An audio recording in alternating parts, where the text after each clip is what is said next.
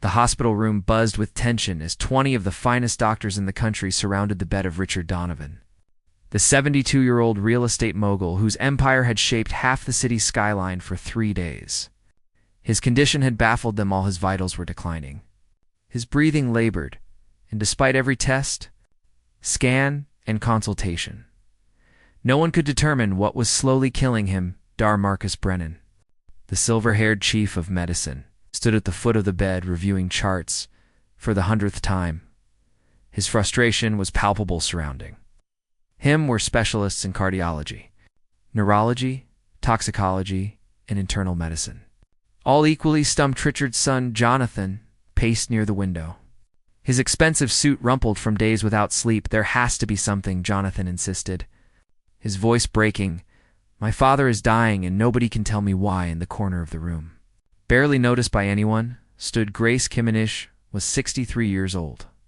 A Kenyan immigrant who had worked as a housekeeper at St. Catherine's Hospital for 37 years. Her uniform was crisp and clean, her braided hair pulled back neatly, her hands steady as she emptied the trash bin and replaced the water. Picture she had been invisible to most of the medical staff for decades, just the cleaner, just the woman who wiped down surfaces and restocked supplies. But Grace had eyes that noticed everything, and a mind that remembered details others overlooked. She had raised 4 children on her housekeeper's salary, putting 2 through medical school in Kenya before they immigrated. She had learned medicine the way some people learn languages, by immersion and necessity, listening to doctors make rounds for nearly 4 decades. As she moved quietly around the room, wiping down the IV stand, she heard Dr. Brennan mention the timeline again. Symptoms began exactly 72 hours ago. Sudden onset. No clear trigger. Grace's hand paused mid-wipe. 2 hours. She remembered something 3 days ago. She had been cleaning Mr. Donovan's private suite when his assistant had delivered several packages. One had been a gift basket from a business associate, filled with exotic treats from abroad. She had noticed it particularly because the fruit inside had looked unusual, almost too perfect, with a strange waxy sheen. Grace continued her work, listening as the doctors discussed toxicology reports, all negative for common poisons. They mentioned checking for rare pathogens, autoimmune conditions, unusual allergic reactions. Then Dr. Sarah Chen, a younger toxicologist, mentioned something that made Grace stop. The kidney function is declining in a pattern I've only seen once before. In a case study from Southeast Asia. Grace turned slowly. She had read about something similar years ago in a medical journal someone had left in the break. Rumé fruit from the Pacific Islands. Beautiful but deadly if consumed improperly. Fruit. It caused a specific type of poisoning that presented exactly like what Mr. Donovan was experiencing, but she was just the housekeeper who would listen to her. She watched as the doctors continued their urgent discussion, voices rising with desperation. Mr. Donovan's breathing had become more labored. Machines beeped more insistently. Jonathan was now standing at his father's bedside, holding the older man's hand, tears streaming down his face. Grace made a decision. She walked quietly to where Dr. Brennan stood, waiting for a pause in the conversation. "Excuse me, doctor," she said softly. Dear Brennan barely glanced at her. "Not now." "We're in the middle of a consultation, doctor. Please," Grace persisted, her voice calm but firm. "I think I know what's wrong." The room fell silent. Every doctor turned to look at her, some with confusion, others with barely concealed irritation. Dar Brennan's expression was one of tired patience. "Mrs. Kamani, we appreciate your concern, but this is a complex medical situation. I understand that." "Sir," Grace replied, holding her ground. "But 3 days ago, I was cleaning this room when Mr. Donovan received a gift basket with exotic fruit from the Pacific Islands. So," Dr. Brennan's tone was dismissive, "so I believe he may have eaten a key fruit." Grace continued, "It's a delicacy in Jamaica and West Africa.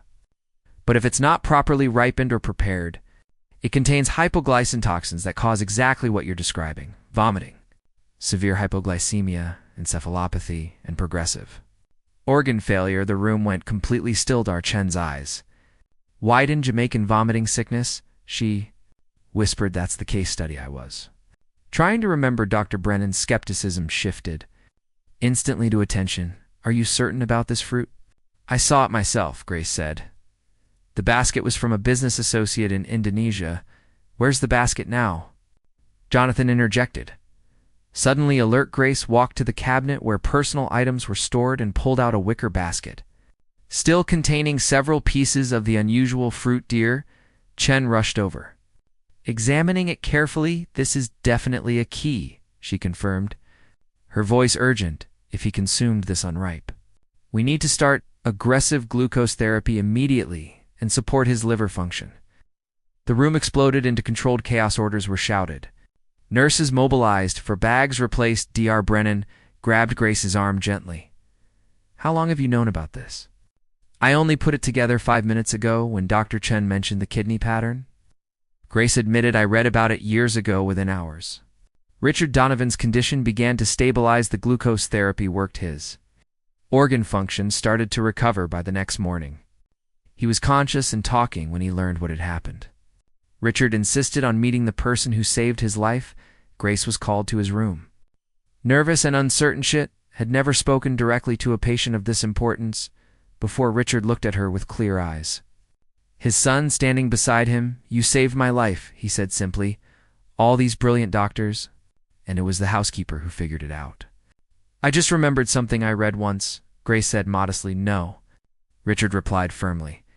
"You paid attention when no one else did because you've been paying attention for 37 years.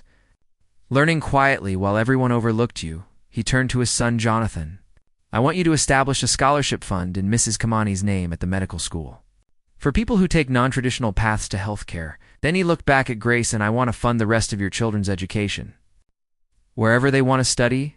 Grace felt tears slip down her cheeks, not from gratitude for the money, though that was overwhelming, but because finally, after nearly 4 decades, someone had truly seen her not as just the cleaner but as the intelligent, observant, capable woman she had always been.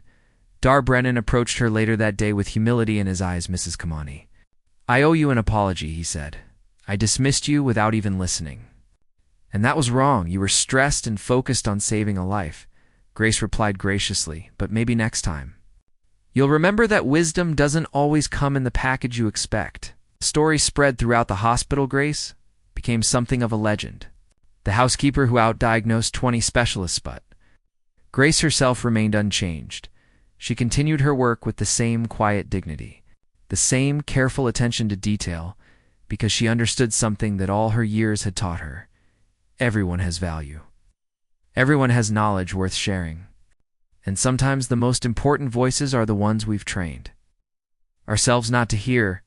True expertise isn't just in degrees and titles, it's in experience, observation, and the courage to speak up when you know something matters, even when the world has taught you that your voice doesn't count. If this story touched your heart and reminded you that everyone deserves to be heard, please like, share, and subscribe for more stories about dignity, wisdom, and recognizing the value in every person. Leave a comment below about a time when someone unexpected made a difference in your life.